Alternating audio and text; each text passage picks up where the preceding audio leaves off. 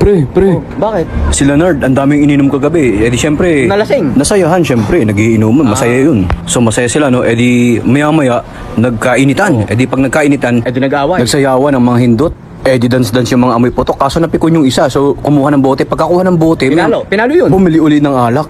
Tapos si Biboy biglang dumating, may dalang manok. Tapos toyo. Alam mo kung ano niluto? Ano? Wala mo, manok Hindi, at ano? toyo eh. Di mo alam? Adobo. Ha? Inihaw, pre. Dinala nga niya rin yung aso niya. Kulay brown, sobrang cute. Kulay brown talaga, pre. Alam mo anong pangalan? Brown na brown eh. Alam ko na. Ano, pre? Brownie. Sugar, pre. Di porket brown, brownie na. Grabe ka naman. Naikwento niya nga sa akin, yung kapatid niya, nung bata pa pala, mahilig pala mag-picture-picture yun. Oo, grabe. Ang galing nga mag-picture-picture yun eh. Kaya ngayon, isa na siyang Photographer. tricycle driver, pre.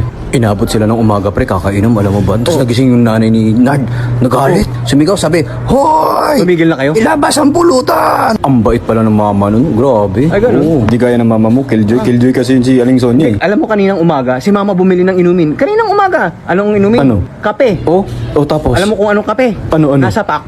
Aray, gumato ko na.